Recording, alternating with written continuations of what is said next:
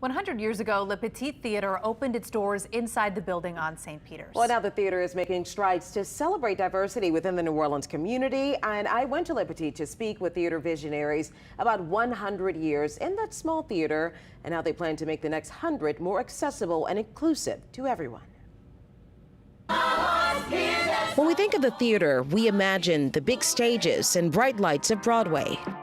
But it's the small, or Petite Theater, nestled near Jackson Square in the French Quarter, that brings the classic dramas of real life to the stage in New Orleans. There was a little theater movement across America. It was the opportunity to take theater from Broadway and bring it to communities. Le Petit Theater de Vauquerès has done just that for 100 years now, as one of the longest-running community theaters. We're going to do the color purple, which is... Executive Director Don Scott Cooper says the little theater movement was a hit from the start in New Orleans. What I'm impressed by in the history of Le Petit is that they have told really dense, rich stories from the beginning.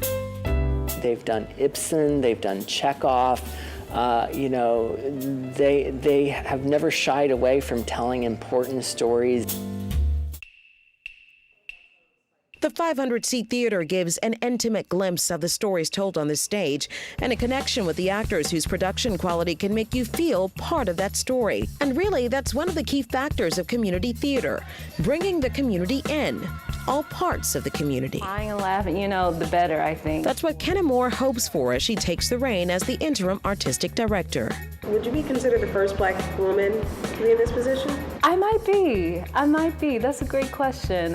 We definitely want to pay attention to creating more diversity, not only for our audience, but those who are on our stage and behind the stage who are doing costumes or directing or designing. We want to just make sure that we are paying attention to those details and being intentional about who we're hiring, who's telling these stories. Do you feel like accessibility for young Black men and women when it comes to the stage and any aspect of the theater, is it limited?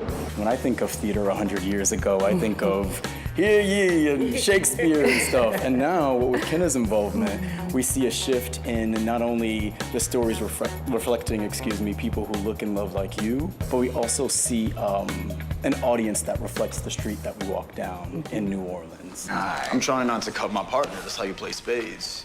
Nick Ash is best known as Micah in the hit television show Queen Sugar, filmed in Southeast Louisiana. But he first emerged on the theater stage and debuted, at Le Petit at least, as the director of Choir Boy.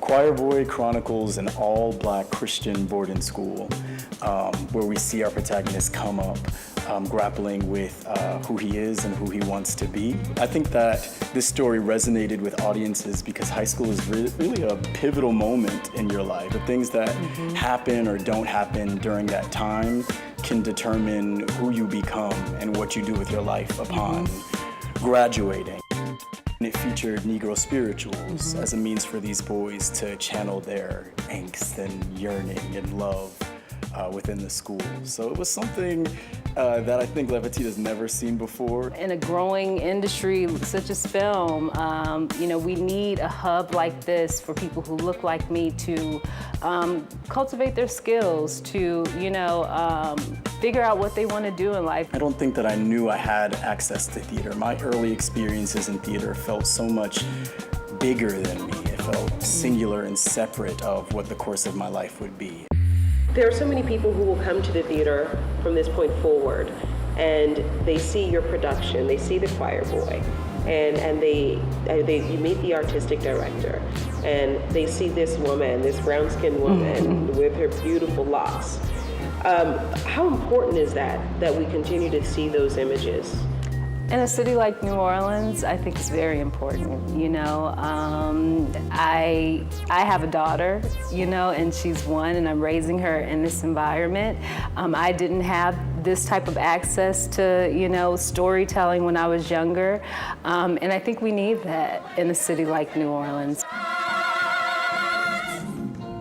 Two different worlds.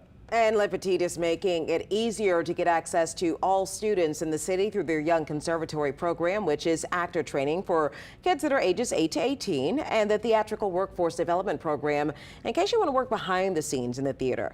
Now, they also have their student matinees, which they do for free. They are working to get students across the city really into the theater. So to find more about these programs, if you want to get your kids involved, click this story on our website, WWLTV.com.